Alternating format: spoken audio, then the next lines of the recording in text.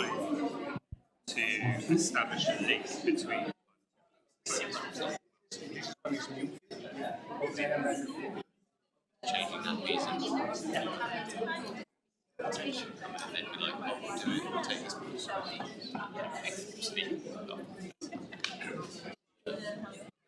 blessing in disguise.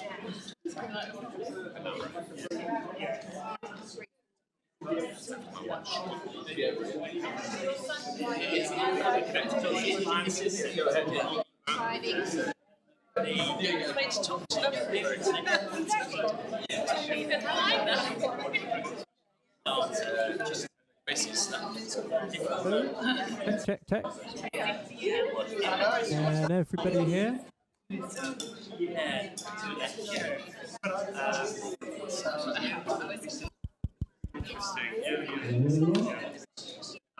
Hello. This is very corporate and boardroom, but thank you very much for joining us. We've filled up all the seats.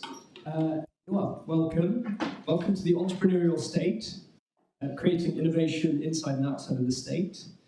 Just to frame this, a new story is unfolding in UK innovation. So for decades, the state has funded innovation elsewhere, universities and businesses. But today, we're seeing the government rediscover its own innovation edge. Public laboratories, observatories, archives, and agencies are developing technologies that could shape industries, and new national infrastructure, such as the Government Office for Technology Transfer, is helping to unlock those ideas. My name is Fenwick. I'm the Head of Government Innovation at Kindling Ventures, and formerly an official at the Government Office for Technology Transfer.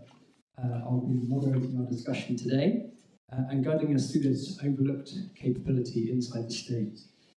So to set out our agenda and our talking points, we're going to cover sort of roughly 6 themes, which I think is slightly ambitious, but we'll try and get through it. From the state's hidden innovation capacity to some of the differences between state institutions and universities. We'll get around to some questions, and James has got a roving mic for us and can be Oprah.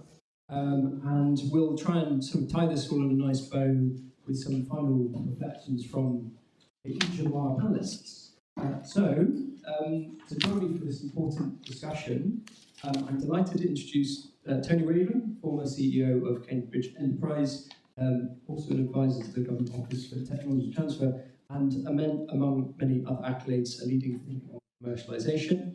Dr. Beatrix Schlarb-Ridley, who's Director of Innovation and Impact at the British Antarctic Survey. He is an expert translating polar research into broader impact. And finally, Sakura Holloway, Investment Director at Future Planet Capital, and Sakura leads investment into early stage ventures. So to get us started, I want to begin with the foundation for this conversation, which is understanding what's already there. Because before we talk about infrastructure or culture, we need to acknowledge something very important, which is there's already a tremendous amount of research and innovation within the public sector.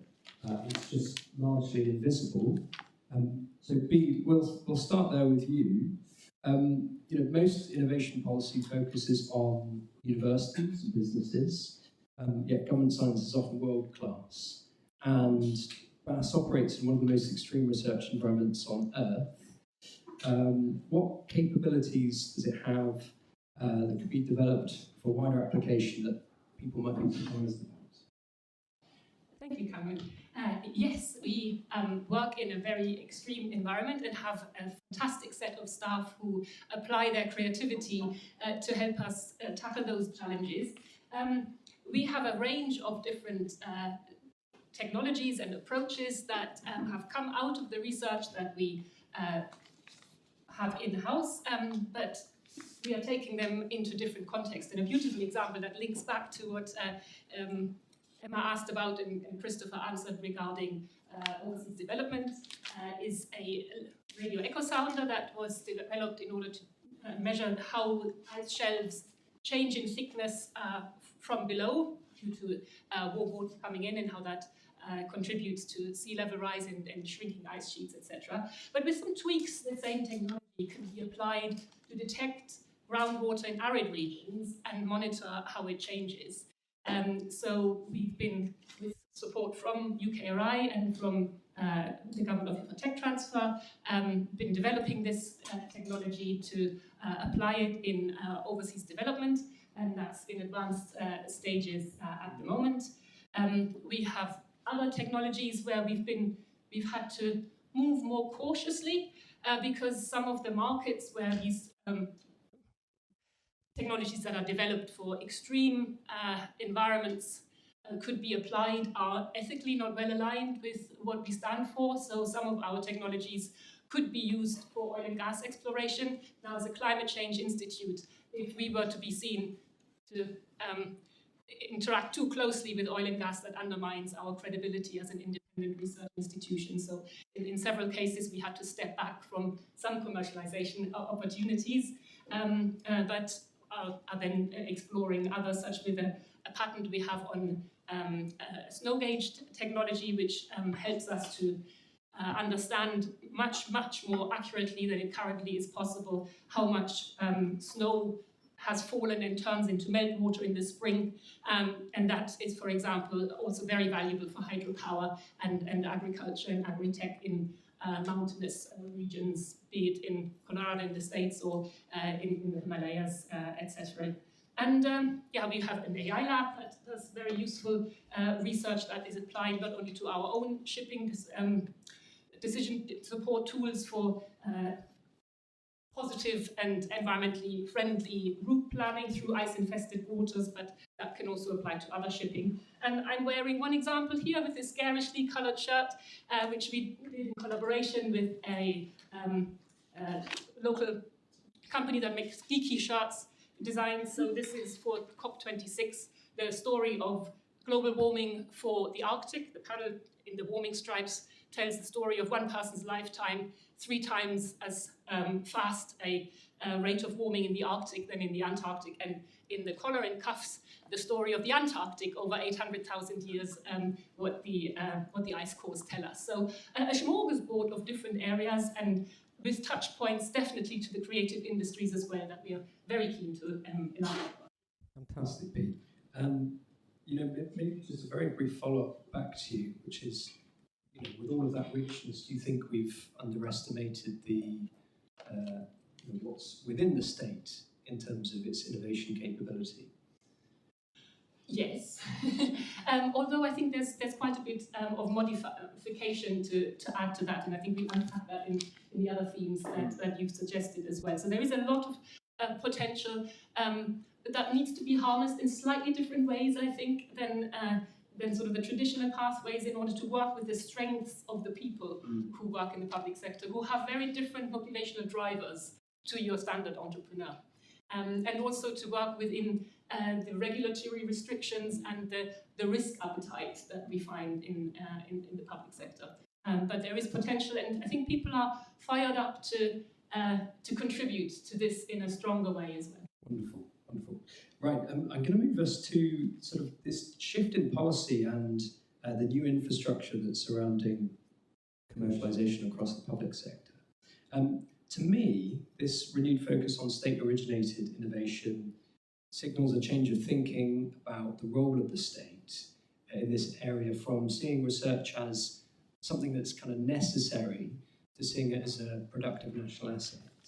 So for this, I'm going to come to you, Sakura, on your experience of working with bits of the public sector. So, I mean, what's changing on the ground? What kind of activity are you seeing that perhaps wasn't there before this kind of new mission?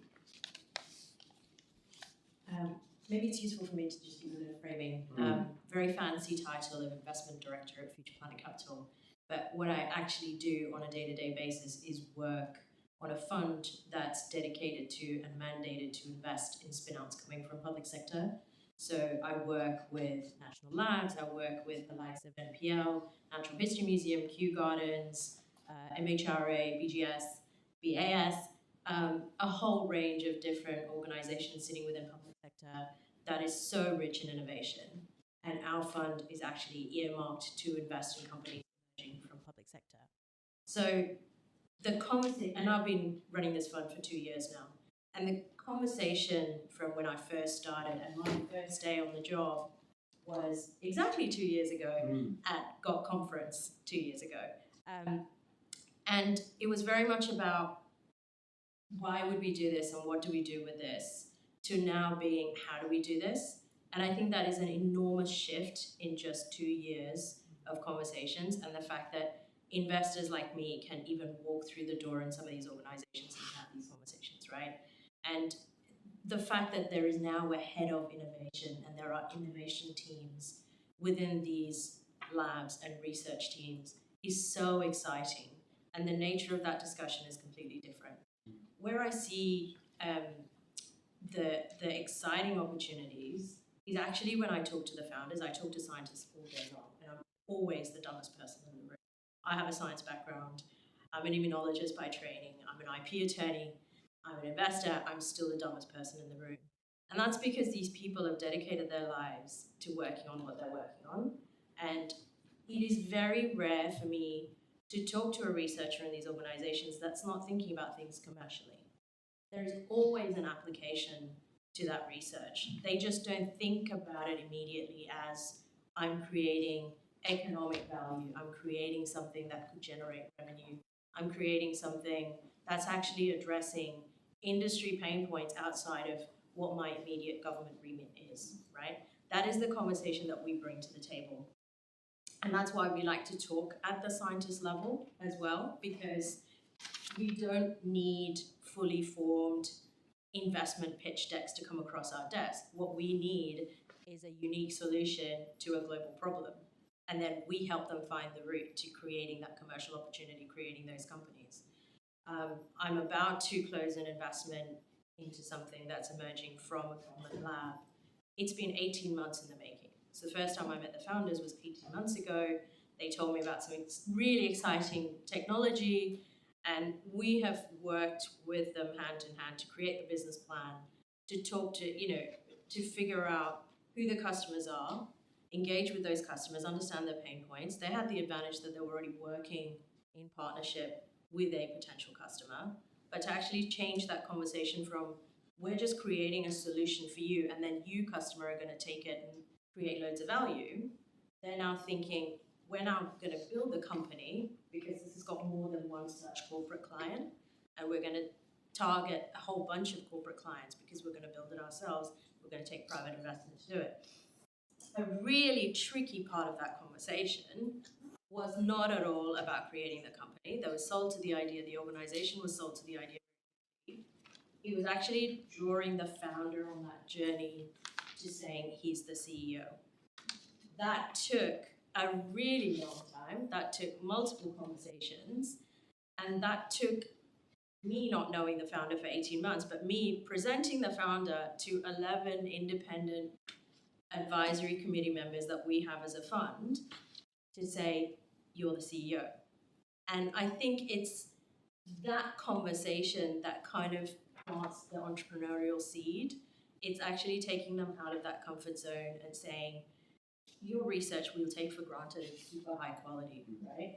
It's been built with a purpose, but you as a person need to go on this journey as well. I know we're going to pick up on that journey later on, so I'll stop there. That's Sakura, that's wonderful, thank you. And Beat, over to you. Sakura has set out the landscape really well, and sort of possibly what some of the challenges are as well. But what does this renewed policy focus on unlocking value from public innovation and public assets mean for organisations like BAS? Well, it gives a completely fresh license to operate in this space, which hasn't always been there. And with the support structures that are being put in place to make this happen, there is a beautiful fresh momentum that is being injected. So, of course, the funding helps in the flexible type of funding that organisations like the Government Office for Tech Transfer and some UKRI funds are able to put in. And flexibility, agility of that funding, being able to build things and expertise up stepwise in order to fail quickly and early if need be.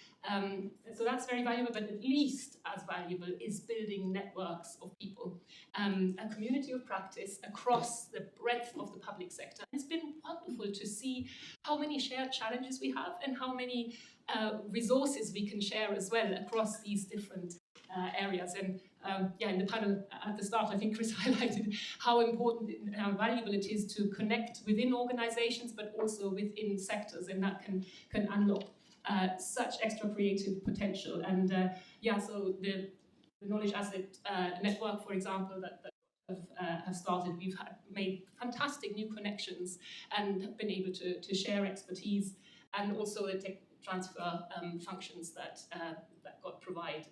That really helps for institutions like BAS, which are very clearly research focused, where innovation is one step that follows afterwards. We don't have a tech transfer office to be able to have that expertise and the breadth of expertise as well, and shared insights. It has been incredibly valuable and very exciting. Yes, and of course, onto our I think that segues really nicely onto our next theme, which is that this is new infrastructure and the networks are new, and the support is new, but universities have been doing this for a while.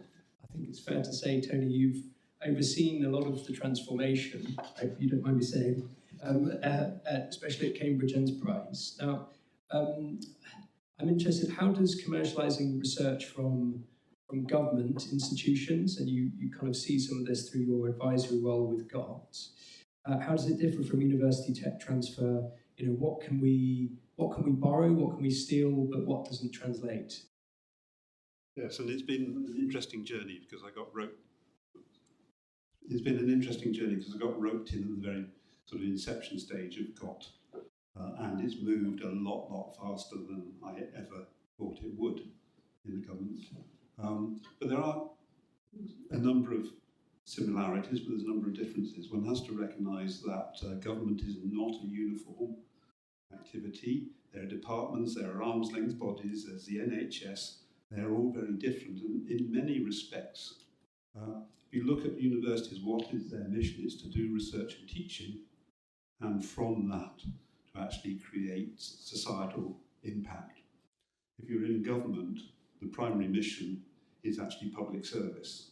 And so the driving mission there is very different between the two.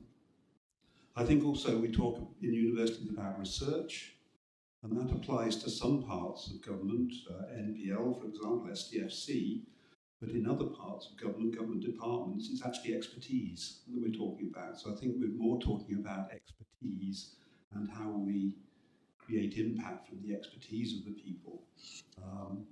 And a lot of these departments wouldn't recognise something called a research group or a research department. So I think that's really interesting. Julia was talking about the services economy, and the UK being 80% service-based. Well, what's the state very good at?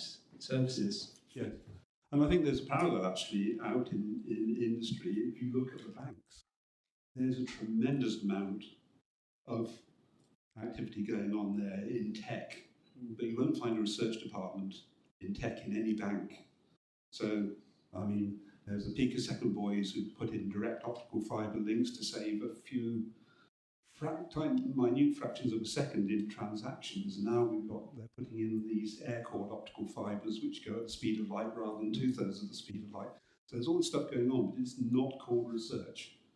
And research, if you look at the definition, is the creation of new knowledge. This is the application of experience and what they're doing to try and do their job.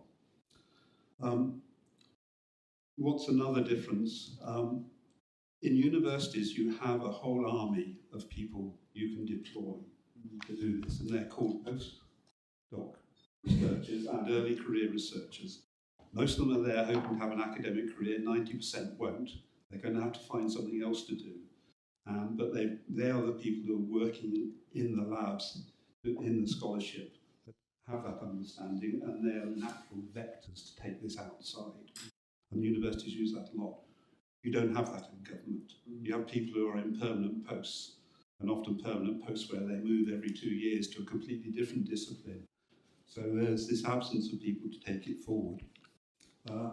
Coupled with that then is the public perception. I think there's sort of generally public acceptance that universities should be putting their activity out there for public benefit, that the people who are doing it, the researchers, should be incentivized to do that by participation in the rewards of success. You can just see the Daily Mail headline if a government employee makes billions of dollars from the job they were doing for government. Yes. So there is this sort of issue. It has changed a bit, but I used to have at Southampton responsibility for the National Oceanographic Centre, which had both university staff and NERC staff.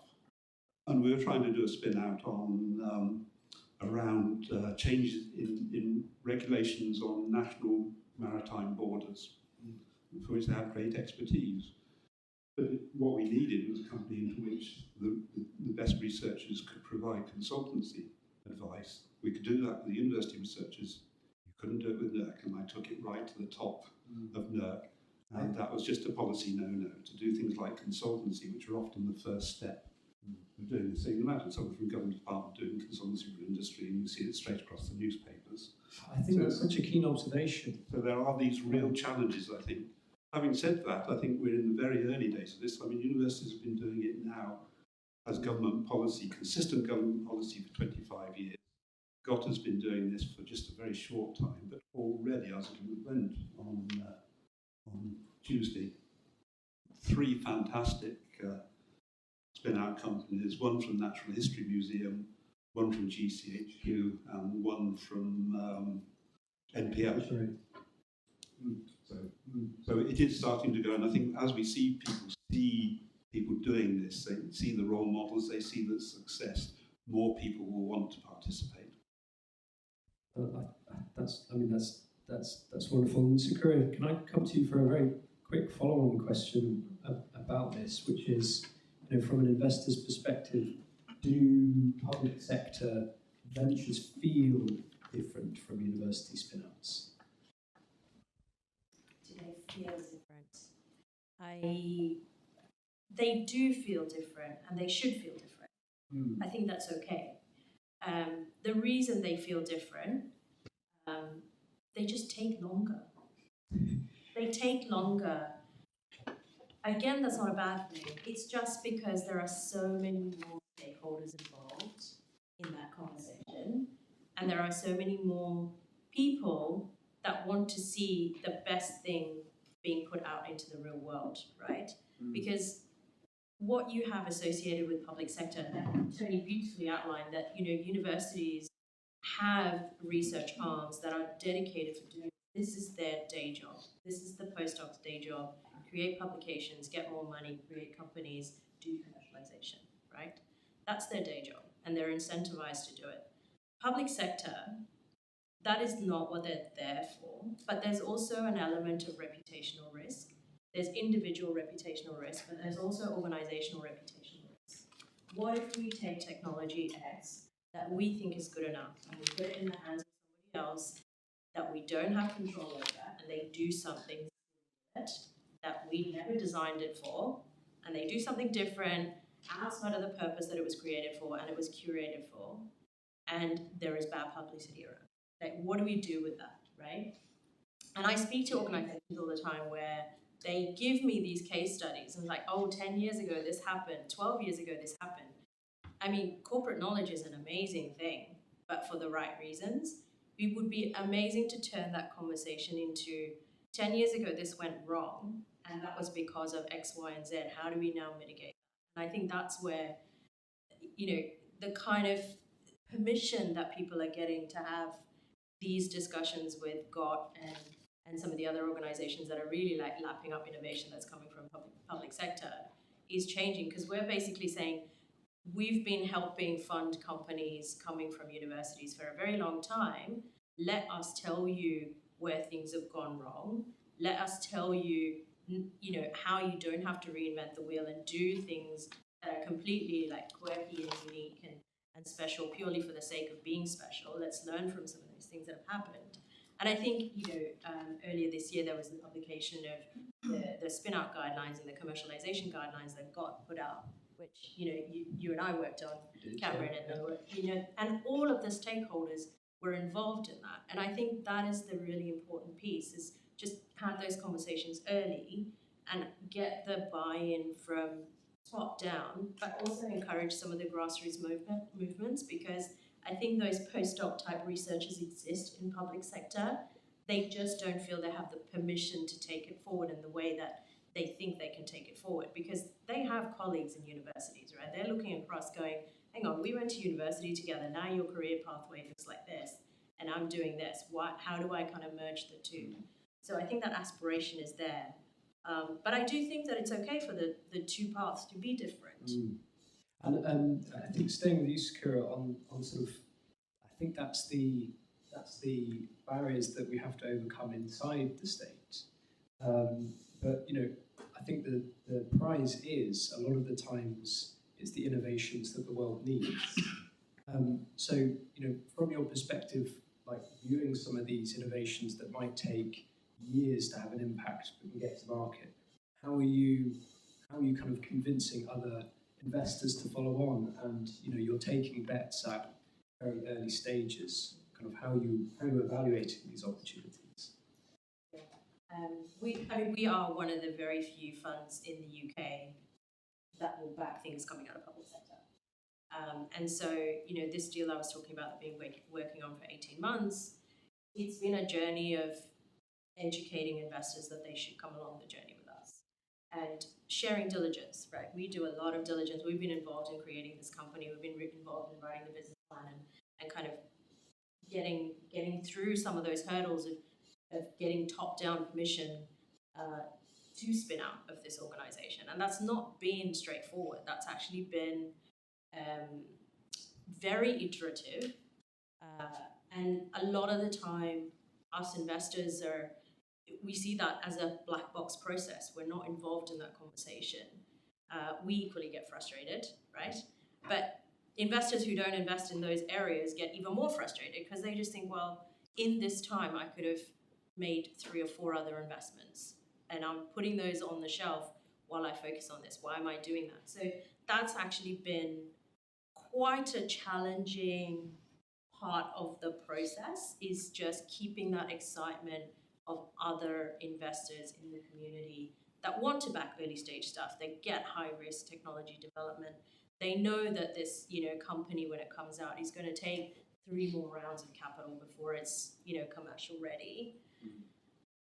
And they're thinking, if this is taking me 18 months to get the first check in, like, how much longer is this going to take? Am I going to have to go through, iterative conversations over and over again? We've got B2B, we've got B2C, perhaps we need eye to eye.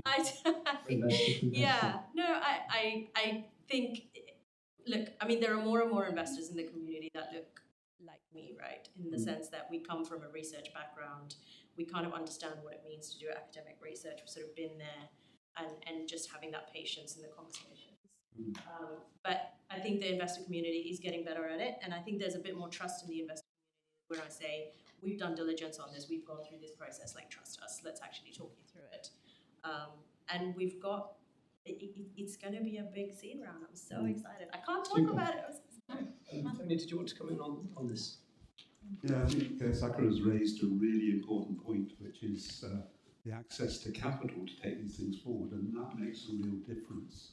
Not only capital, but capital on what I call founder-friendly terms, which ensure the founders get a fair share of the rewards of success, which they typically don't get. I think there's a great potential with Mansion House Accord, which is designed to release our pension funds more into supporting these early stage and growth companies. But my concern is we've got people like Future Planet Capital, we've got Octopus, we've got Amadeus, who are in that space investing in this sort of stuff. But you look at the first government attempt at this, their lift went to Schroders. Now, I've no experience of Schroders playing in this space at all. And so we've actually got to start to think about how do we encourage more of the Sakuras of this world who actually specialise and take that money that we have in our pension fund and deploy them to move this technology forward. I think it's a really key point. Amazing. And back to you, B, on this sort of slight change of direction, but still on this theme of risk. Do you think there's a cultural, structural reason that perhaps bits of the public sector have been overlooked historically for their innovation potential? Yes, I think there are structural reasons, and I think you've both highlighted quite a lot with regard to reputational risk, and that's a very important thing that we have to take into consideration. There's also some element of financial risk in that we are paid by the taxpayer's purse. We are open to freedom of information requests and under great scrutiny. So risk, the public sector is risk averse, and for very good reasons.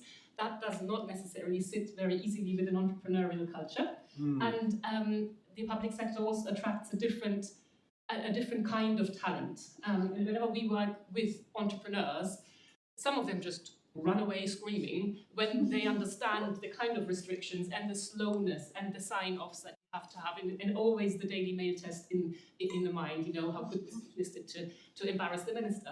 So it doesn't necessarily attract people who have that entrepreneurial drive, but what is essential is then to work with the right people who complement the fantastic strength that the public servants have, and make sure that this gets pulled through in a way that plugs into that expertise, leverages it, but then leaves the public sector behind, and maybe not even take the founders with them as the CEOs, because unlike with the university sector, and before I joined NASA, what was it, Cambridge University, and that's famous for its benign neglect. So you can work in a lab as an academic, you can start up your own company, you do it sort of in parallel, and that's basically implicitly encouraged, and that really helps to de-risk the process for you as a person as well. Whereas in the public sector, it's almost always an absolute cliff edge because of this. Otherwise, you're profiteering from public office. So that's a cultural setup that's not likely to change. There's some exceptions, etc. But that makes it more difficult. But what is essential, I think, is to capture the public servants do want to do good. Yes. And if an entrepreneurial pathway is the one that makes that most likely to happen, then the motivational drive is amazing. So we just need to find ways of harness that in a better way than we have previously. Amazing. So important to kind of put those incentives in place, but be cognizant of people join public service to do public service, not necessarily to create companies. But nevertheless, Sakura, this is kind of the world we find ourselves in. What can we do to help embed a bit more of an entrepreneurial culture within state institutions? Are there practical things that we can do to draw out new ventures from some of our amazing national institutions like the British Antarctic Survey? Just let me. Yes. Just let me. I think this is a bit of a challenge, right? This is kind of, I don't know, people probably going to leave the room now. I'm going to say that, and go to the green stream, which is about service economy. I'm going to say that the culture already exists. I'm going to say that there is already entrepreneurial mindset thinking happening. It's just because that word is always associated with like creating and scaling a business that everyone thinks, oh no, that's too scary.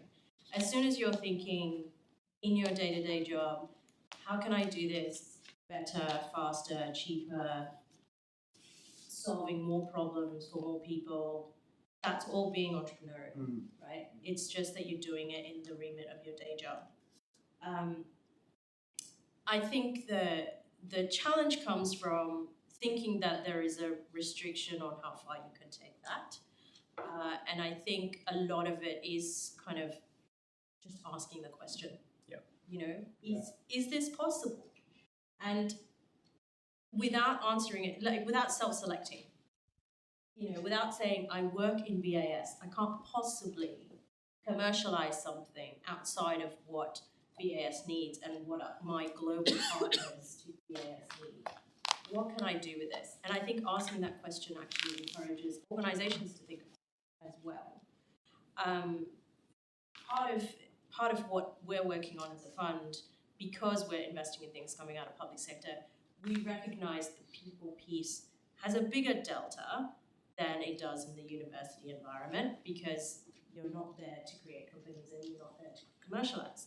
So we're actually putting together a bespoke program that will help innovators within public sector who think they want to commercialize something, who think they want to create companies, to come on a 6-month journey with us, dedicate a day a week, and sit down and write a business plan. And we are going to do the hand holding. We're going to sit down and help them do it.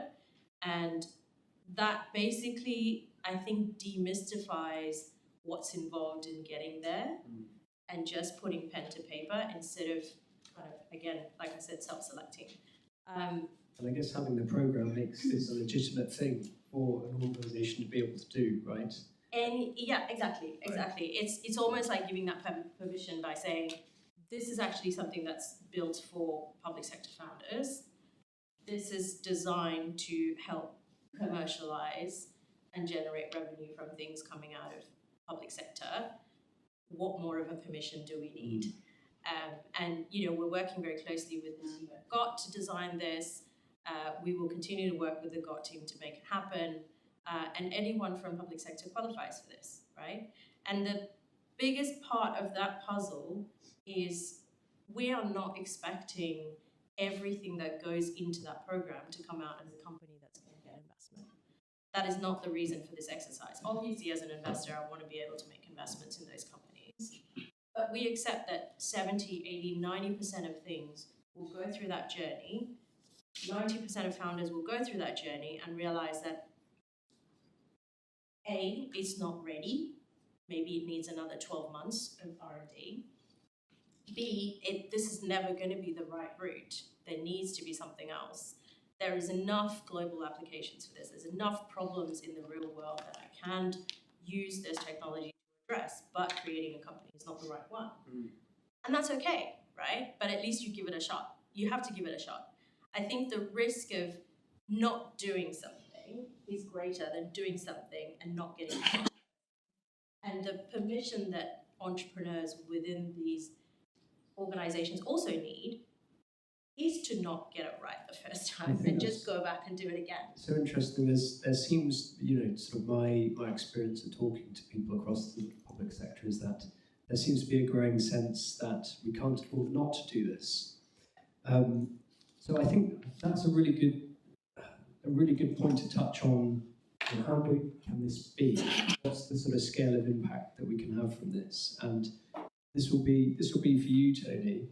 You know, in the SHAPE venture space, we talk about impact at scale a lot. So you know, if we get this right, if public sector innovation really takes hold, you know, how big this could be? What's the real potential of, you know, a growth in activity in this sector? First thing is getting it right. And again, I think Sakura touched on a very important point. A lot of people see this as a process. You've got somebody with an idea and you take them through a process to get it out to some form of societal impact. And I think it's very relevant to this meeting today that actually I always say it's not a process, it's social science. It's about understanding the people, their motivations, their incentives, the role models they have, the support you put around them. That's the important part of the process. So I think we've got to get that right of understanding the people. It's really different in public service and universities, for instance, as I said earlier. I think there's great potential. I think one of the issues we have, there's a lot we could do. One of the issues we have to think about is what is the right balance. There's a book in the United States called Universities Inc. It's called The Corporate Corruption of US Universities. And where do we get to the point? Because the public services are actually there to be an independent source of knowledge and experience for the public that can adjudicate on these things. And where do we get to the point where it's become such a dominant part of the activity as it is starting to fund universities now, it actually corrupts the prime purpose of the organisation. So I think that's the limit more than what is the potential that's in there. And it's not only in government, I think it's also much more in universities as well. Why do I say that? When I arrived at Cambridge, we were putting £50,000 to start 2 companies a year. When I left, we were putting in 2 million to start 24 companies a year, or 2 a month. So there's a great potential there. But in Cambridge, I had, and Emma has, unique resources there. It's got endowment funds, it can do what it wants financially. Most universities in public service, even more so, is very financially strapped to put the money, and that's where they got knowledge asset grant funds are so important to help people move down this path. But I think we've got to think about how we support these, and going back to the access to capital, one of the big things we have is 6 of the 12 regions in the United Kingdom receive less than 2% of the national venture capital each, while London receives 70%. So universities and government offices are spread across the country, particularly now with the move of London to Salford. How do we make sure that these opportunities, the best opportunities, have the access to more than just Future Planet Capital and I2S, UK I2S and things like that, to take them forward? How do we level up the playing field? So yes, Sakura, come on this, please. I was just going to add one thing and pick up on what Tony was saying, that there's an element of success metrics, right? You have to figure out, how's everybody measuring success from this? The venture capital world will want to make money. Public sector will want to preserve reputation and quality of research, and there is a massive ocean in the middle of those 2 things. But it's figuring out how is everybody thinking about this and what does good look like from the outset of that venture. That's going to make a massive difference. And everybody now is talking about impact investing. But what does impact investing actually mean? And does that impact align with what civil servants are thinking as impact, and what a founder, CEO who was a civil servant is going to jump in as an executive thinking successful and impact? Just, you have to get that language right from the outset, and you have to have those hard conversations from the outset. Otherwise, everybody's going into a blinkered conversation, and you'll end up creating something that will just leave a bad taste in everybody's mouth. Amazing insight, thank you, Sakura. Final question, which I'd love each of your insights on before we sort of wrap up this bit and go for some Q&A.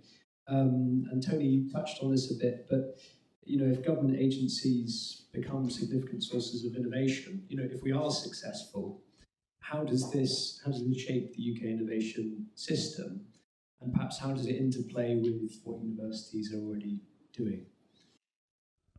Well, I don't think it competes at all. Okay. I mean, people think of Oxford and Cambridge are in competition in this. We're not. We're not going to commercialise their IP. They're not going to commercialise ours. And we actually work very well together and commercialise joint IP in every case. But I don't think it's anywhere competition. Everyone has their own activity with potential to realise. And I think this is one of the most sharing communities in sitting down and saying what they've done, what worked, what hasn't worked, and adapting and developing on. What do I see as the biggest change out of this? If we get this innovation sort of culture within government, I think it will change the whole of our society, because we will have government offices, they're all looking for the innovation. How can they do things better? Rather than a lot of it at the moment is sort of just, we've always done it this way. So I think there's an opportunity to change the culture in government, to make it more innovative, which I think is an area we're all... So there's kind of positive benefits for the state doing public services better in and of themselves. And if I can just say again to the SHAPE community, I think there's a big role for the SHAPE community in this, because one of the big things we're suffering from at the moment is what we call the tech bros, driving forward on technology without any understanding of the social implications of what they're doing and what might happen and how we manage and control those. So I think in some of this, actually, this whole community being the people who can help guide us and advise us that we do things which work well for us without all the unfortunate unintended consequences we're seeing at the moment of social media, increasingly now AI, etc. Very thoughtful. Sakura, your thoughts on this question about, if we get this right, how does it fit in with what's happening already in the ecosystem? I'm going to just pick up on something Tony said just then, which is around tech bros. I love that name, tech bros. And the reason I want to pick that up is because I think a lot of government innovation is already out there, and there's just not the claiming of victories, because any number of AI tools and platforms and software platforms for decision making within industry relies on government data. Right? What does the government have? It's so data rich. Every department, every government agency, every lab is rich in data, and it's high quality data. And there are software tools being built for industry use on the basis of that public source data. So claim those victories. It's okay to be associated, allow some of that branding to leach into what's in industry, because that's already been tested and put in the market, right? So I think that is probably the one thing that you can do very easily, try and figure out ways to allow that brand to become household.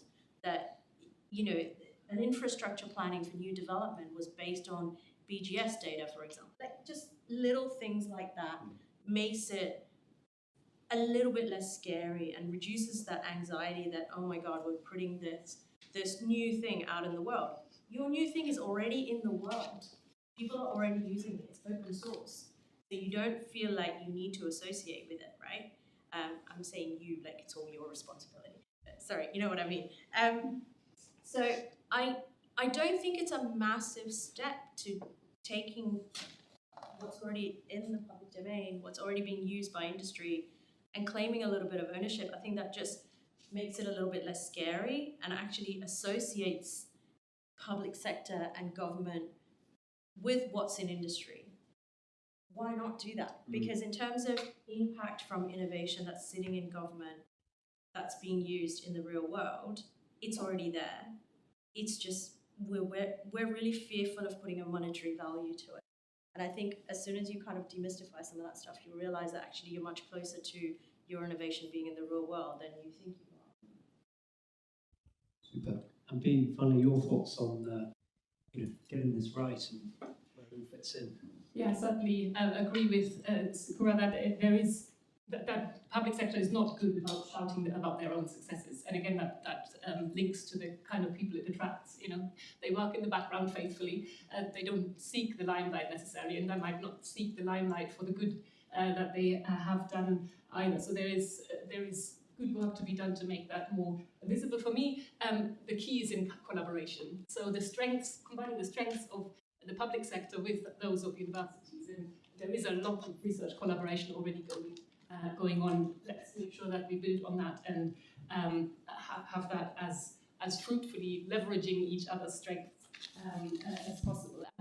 And in addition to Tony made an extremely good point that the transformation of the public sector from within is a huge opportunity. And that's on the level of each of the various departments, but it's also very much an opportunity to learn from each other across different institutions that normally wouldn't necessarily interact with each other. But I mentioned earlier on the knowledge asset network that the government of Tech Transfer have put in place. And again, that brings people together from completely different parts of government, but we recognize how much we have in common and how much we can, by working together, can save time and effort in tackling similar problems. So that innovating from within, I think, is a huge potential for efficiencies and effectiveness, but also just for the pure joy of working on something that makes a difference. And that is something that the public sector can very well do with as well. Wonderful. What a great insight to wrap on. Let's have some questions. You've kind of heard the discussion. I would really love to have some questions from you, maybe some provocations, like should every public institution have a technology transfer office? What are kind of the risks in playing in this space? James in the lovely green suit has got a mic which he can bring around to you, sort of Oprah Winfrey style. He hasn't got cars to distribute. Yeah, everybody gets a new car. Can I actually ask a question? Yeah, go for it. I guess from Tony's point about bringing SHAPE into this space and to bring that point about university collaboration, how deeply involved does the TTO offices need to work with GOT to understand the differences? So if an opportunity does arise, we can both work at the two cases to speed that transition and move to a venture quicker, and maybe support with postdocs and stuff like that, although in the SHAPE space we don't have as many postdocs. So yeah.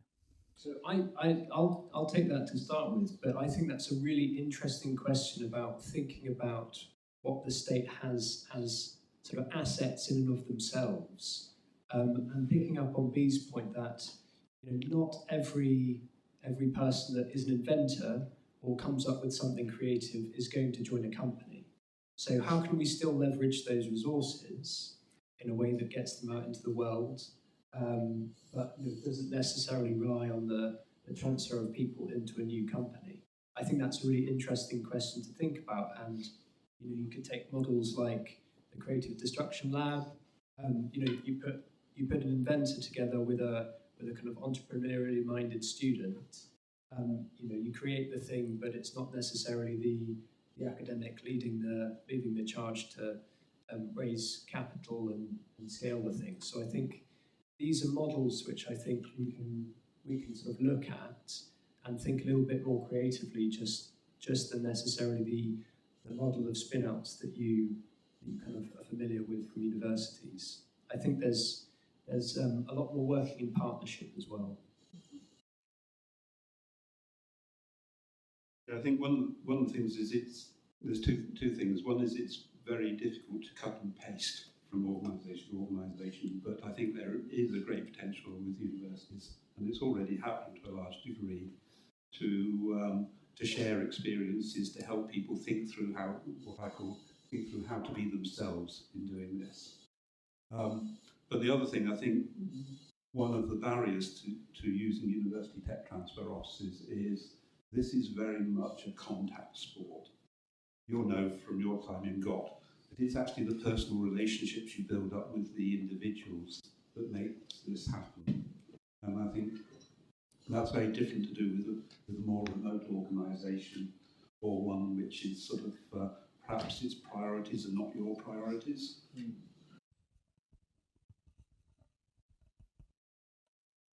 Would you like to say a word on that? Yeah, I think there's some models that I find really fascinating and that have worked well. There is a program called Carbon 13, which operates, I think, in the Cambridge area, but beyond as well, that does matchmaking between people with ideas and people with entrepreneurial drive. And I think that's a really important and valuable area that they employ for decarbonisation and green ventures, but that should be valuable in other sectors as well. So partnership, our innovation strategy is called innovation in partnership, because the only way we can make a difference, we know, is by working hand in hand with others who can plug into our strengths and take it further. It would be completely unrealistic to ask the public sector to do their core business and become everything else that's necessary for being successful in entrepreneurial ventures. So it's plugging in the right way. Super. Any other questions in the room? It's one of those. Hi there. Simon Kettler, University of Reading. I've got to comment and compliment you on your climate stripe inspired shirt as well, which originated from the university. So I'm a business relationship manager there. I'd be interested in your views on shared TTO functions. And I say that from the perspective of a university that isn't Cambridge, but we aspire to be more commercially active in that space. And we're part of the Research England CCF Red funded Golden Circle, which is a group of universities which have come together encircling London, Reading, Royal Holloway, Sussex, Essex, Brighton, beyond UEA. And we each do a little bit good, and we've shared the best practice there. And I'd just be interested to hear your views on that. That was stimulated by a very active CCF Red bid, and then that funding has stopped. It's very difficult to continue that activity and reach that ambition. But what are your thoughts on that, and how we might work together and actually learn from universities that clearly do this very well? I think that's a super question. Do you have any thoughts on that one, Tony? Yes, many years ago, the government funding came with a collaboration bonus. You collaborated, you got money. And then the next one, they actually discouraged, they removed the bonus and discouraged it. What was very interesting was most of those collaborations fell apart. I was part of one which was with Bristol, Bath and Surrey. And we decided it actually had great value. We were going to carry on anyway. But what was the value? It was not at the operational level. We would sit down once a month as the head of the 4 tech transfer offices and actually talk about the world we were in, what we could learn, what experiments were working, what wasn't, etc. So I think that senior level involvement doesn't take a lot of cost, etc. So I'd encourage you to continue. We are, and you're exactly right. Yeah, you're exactly right. Beyond that, collaboration, shared tech transfer offices, though, is a mixed bag. I mean, we're doing the experiment at the moment to see how it works out. Sometimes it works very well. British Columbia, for example, in Canada, it's worked very well. In other places, it's worked very badly. So University of Queensland, what happened around Brisbane is one of the sort of classic cases of that. The French SAP are not sort of generally that well perceived in their universities, etc., which are regional tech transfer offices. So I think it can work and it can't work. And I think it's going to be very interesting for these pilots now that are going on to work out how we can do that better. Yeah, briefly scroll, because Sean nodded to me and said, go and get some tiffin. But I was just going to say, there's a lot of that already happening on the regional basis. So if you look at Set Square, they're kind of trying to support the regional universities. I say regional universities, they're awesome universities. And then Northern Gridstone, which is the fund that was set up in the north, was basically 3 tech transfer offices of universities coming together and saying we need a fund that supports northern universities. So I think there's different initiatives at different levels, and just trying to plug into those. I'm sure if you picked up the phone to her and said, I want Reading to have a seat at the table with Set Square at your next meeting, like she's not going to say no, right? Because there are so many of these initiatives that are very much ecosystem focused, and they just want UK to do better as a whole. It's really funny that we think about regions of the UK and who's doing better when you kind of like plonk it on the right from like a tiny little part of the corner. So just finding that UK-wide capability and funding into that as much as possible. No one's going to say no, but you have to ask, which is annoying. Yeah. Why am I not welcomed into this conversation? Why do I need to ask? But I think if you ask, no one's going to say no. I think that's super. So ask and the door will be opened unto you. That's a fantastic place to wrap. So listen, thank you everyone so much for joining us. I think we're at the start of something I think quite exciting, and I hope you enjoyed this conversation. Please do continue the discussion over a spot of tiffin in the reading room. But thank you very much to Tony, Sakura and Dee. Please give a round of applause.